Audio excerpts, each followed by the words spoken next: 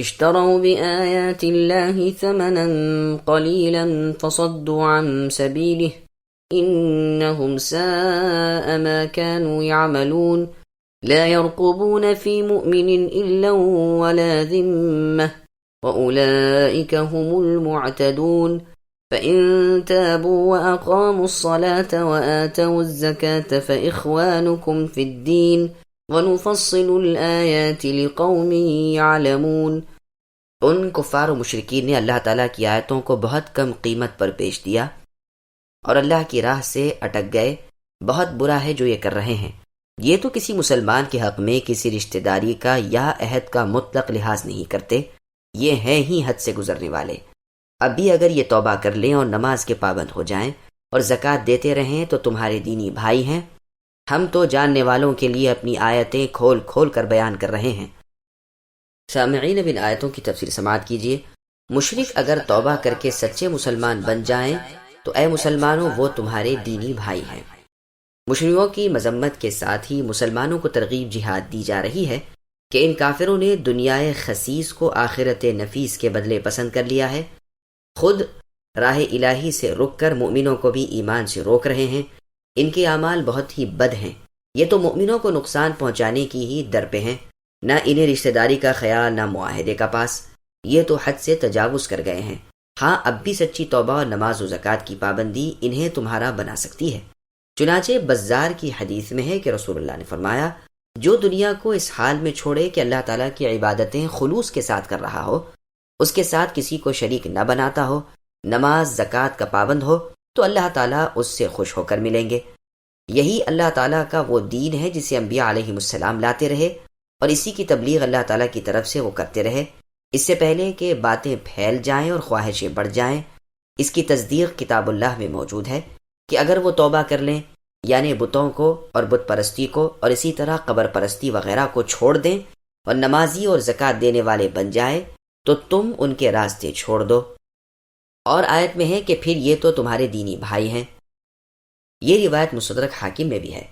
امام بزار رحمہ اللہ فرماتے ہیں کہ میرے خیال سے تو مرفوع حدیث وہیں پر ختم ہے کہ اللہ تعالیٰ اس سے رضامند ہو کر ملیں گے۔ اس کے بعد کا کلام راوی حدیث ربیع ابن انس رحمہ اللہ کا ہے، واللہ اعلم۔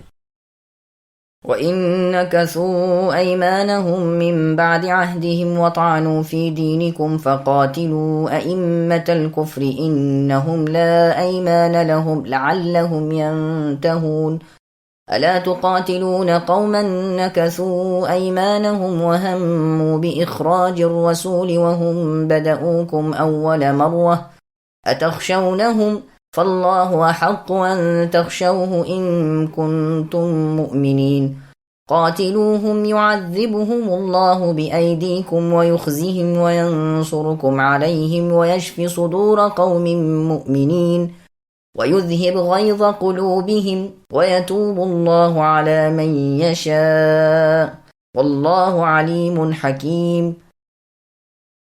اور اگر یہ مشرک لوگ عہد و پیما کے بعد بھی اپنی قسموں کو توڑ دیں اور تمہارے دین میں اے مسلمانوں تانہ زنی کریں تو تم بھی ان سرداران کفر سے بھڑ جاؤ، ان کی قسمیں کوئی چیز نہیں۔ ممکن ہے کہ اس طرح وہ بھی باز آ جائیں۔ تم ان لوگوں کی سرکوبی کے لیے کیوں تیار نہیں ہوتے جو اپنی قسموں کو توڑ دیتے ہیں اور پیغمبر کو جلا وطن کرنے کی فکر میں رہیں اور خود ہی اول بار تم سے چھیڑ کریں؟ کیا تم ان سے ڈرتے ہو؟ اللہ تعالیٰ ہی زیادہ مستحق ہیں کہ تم ان سے ڈرو، بشرط یہ کہ تم ایماندار ہو۔ ان سے تم جنگ کرو، اللہ تعالیٰ انہیں تمہارے ہاتھوں عذاب کریں گے، انہیں ذلیل و رسوا کریں گے، تمہیں ان پر مدد دیں گے اور مسلمانوں کے کلیجے ٹھنڈے کریں گے اور ان کے دل کا غم و غصہ دور کریں گے اور جس طرف چاہیں گے رحمت سے توجہ فرمائیں گے، اور اللہ تعالیٰ جانتے بوجھتے حکمت والے ہیں۔ سامعین، اب آیتوں کی تفسیر سماعت کیجیے۔ بد عہدی اور تانہ زنی کرنے والوں کو دندان شکن جواب دو۔ اگر یہ مشرک اپنی قسموں کو توڑ کر وعدہ خلافی اور عہد شکنی کریں اور تمہارے دین پر اعتراض کرنے لگیں تو تم ان کے کفر کے سروں کو توڑ مروڑ دو۔ اسی لیے علماء نے کہا ہے کہ جو رسول اللہ صلی اللہ علیہ وسلم کو گالیاں دے دیں، دین میں عیب جوئی کریں، اس کا ذکر اہانت کے ساتھ کرے، اسے قتل کر دیا جائے۔ ان کی قسمیں محض بے اعتبار ہیں۔ یہی طریقہ ان کے کفر و عناد سے روکنے کا ہے۔ ابو جہل، عتبہ، شیبہ، امیہ وغیرہ یہ سب سرداران کفر تھے۔ ایک خارجی نے سعد بن ابی وقاص رضی اللہ عنہ کو کہا کہ یہ کفر کے پیشواؤں میں سے ایک ہے۔ آپ رضی اللہ عنہ نے فرمایا تو جھوٹا ہے، میں تو ان میں سے ہوں جنہوں نے کفر کے پیشواؤں کو قتل کیا تھا۔ حذیفہ رضی اللہ عنہ فرماتے ہیں اس آیت والے اس کے بعد قتل نہیں کیے گئے۔ علی رضی اللہ عنہ سے بھی اسی طرح مروی ہے۔ صحیح یہ ہے کہ آیت عام ہے، گو سبب نزول کے اعتبار سے اس سے مراد مشرکین قریش ہیں، لیکن حکماً یہ انہیں اور سب کو شامل ہے، واللہ اعلم۔ ابو بکر رضی اللہ عنہ نے ملک شام کی طرف لشکر بھیجا تو ان سے فرمایا کہ تمہیں ان میں کچھ لوگ ایسے ملیں گے جن کی چندیاں منڈی ہوئی ہوگی، تو تم اسی شیطانی بیٹھک پر تلوار مار کر انہیں پرلے پار کرنا۔ واللہ ان میں سے ہر ایک کا قتل اور 70 لوگوں کے قتل سے مجھے زیادہ پسند ہے، اس لیے کہ فرمان رب ہے کفر کے اماموں کو قتل کرو۔ یہ روایت ابن ابی حاتم کی تفسیر کی ہے۔ عہد شکن کفار سے ڈرنے کی بجائے ان پر سختی کا حکم۔ مسلمانوں کو پوری طرح جہاد پر آمادہ کرنے کے لیے اللہ تعالیٰ فرما رہے ہیں کہ یہ عہد شکن قسمیں توڑنے والے کفار وہی ہیں جنہوں نے رسول اللہ صلی اللہ علیہ وسلم کو جلا وطن کرنے کی پوری طرح ٹھان لی تھی، چاہتے تھے کہ قید کر لیں یا قتل کر ڈالیں یا جلا وطن کر دیں۔ ان کے مکر سے اللہ تعالیٰ کا مکر کہیں بہتر تھا۔ صرف ایمان کی بنا پر دشمنی کر کے پیغمبر صلی اللہ علیہ وسلم کو اور مؤمنوں کو وطن سے خارج کرتے تھے، بڑبڑا کر اٹھ کھڑے ہو جاتے تھے کہ تمہیں اے نبی مکہ مکرمہ سے نکال دیں۔ برائی کی ابتدا بھی انہی کی طرف سے ہے۔ بدر کے دن لشکر لے کر نکلے، معلوم ہو چکا کہ قافلہ بچ کر چلا گیا ہے، لیکن تاہم غرور و فخر سے ربانی لشکر کو شکست دینے کے ارادے سے مسلمانوں سے بھڑ گئے، جیسے کہ پورا واقعہ اس سے پہلے بیان ہو چکا ہے۔ انہوں نے عہد شکنی کی اور اپنے حلیفوں کے ساتھ مل کر رسول اللہ صلی اللہ علیہ وسلم کے حلیفوں سے جنگ کی، بنو بکر کی خزاعہ کے خلاف مدد کی۔ اس خلاف وعدہ کی وجہ سے رسول اللہ نے ان پر لشکر کشی کی، ان کی خوب سرکوبی کی اور مکہ فتح کر لیا، فالحمدللہ۔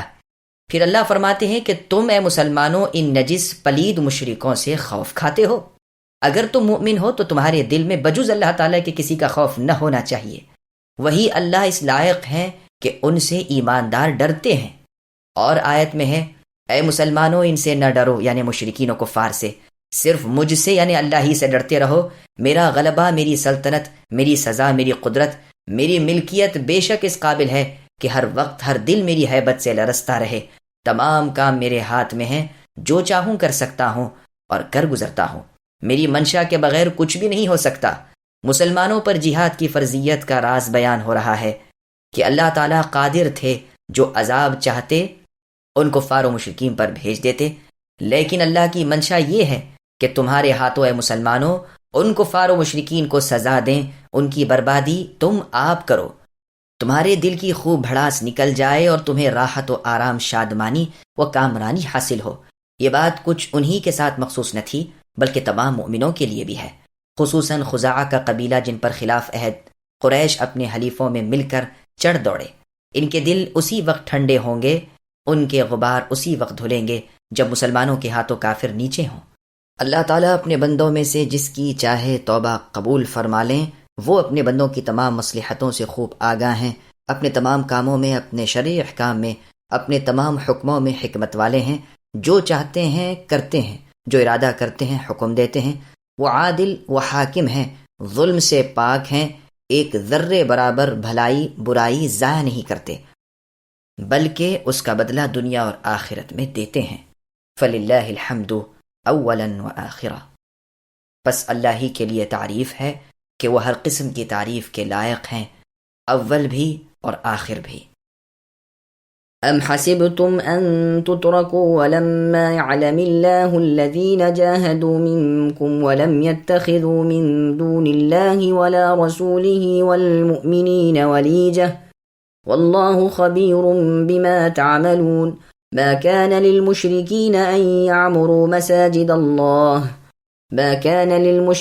أن يعمروا مساجد الله شاهدين على أنفسهم بالكفر أولئك حبطت أعمالهم وفي النار هم خالدون إنما يعمر مساجد الله من آمن بالله واليوم الآخر وأقام الصلاة وآتى الزكاة ولم يخش إلا الله فعسى أولئك أن يكونوا من المهتدين۔ کیا تم یہ سمجھ بیٹھے ہو کہ تم چھوڑ دیے جاؤ گے، حالانکہ اب تک اللہ تعالیٰ نے تم میں سے انہیں ممتاز نہیں کیا جو مجاہد ہیں اور جو اللہ تعالیٰ کے اور اللہ کے رسول محمد صلی اللہ علیہ وسلم کے اور مؤمنوں کے سوا کسی کو دلی دوست نہیں بناتے۔ اللہ تعالیٰ خوب خبردار ہیں ہر اس کام سے جو تم کر رہے ہو۔ ناممکن ہے کہ مشرک اللہ تعالیٰ کی مسجدوں کی آبادی کر لیں، وہ خود اپنے کفر کے آپ ہی گواہ ہیں، ان کے اعمال غارت و اکارت ہیں اور وہ دائمی طور پر جہنمی ہیں۔ اللہ کی مسجدوں کی رونق و آبادی تو ان کے حصے میں ہے جو اللہ تعالیٰ پر اور قیامت کے دن پر ایمان رکھتے ہوں، نمازوں کے پابند ہوں، زکوٰۃ دیتے ہوں، اللہ تعالیٰ کے سوا کسی سے نہ ڈرتے ہوں، یہی لوگ یقیناً راہ یافتہ ہیں۔ سامعین، اب ان آیتوں کی تفسیر سماعت کیجیے۔ جہاد اور مسلمانوں کا امتحان۔ یہ ناممکن ہے کہ امتحان بغیر مسلمان بھی چھوڑ دیے جائیں، سچے جھوٹے کو ظاہر کر دینا ضروری ہے۔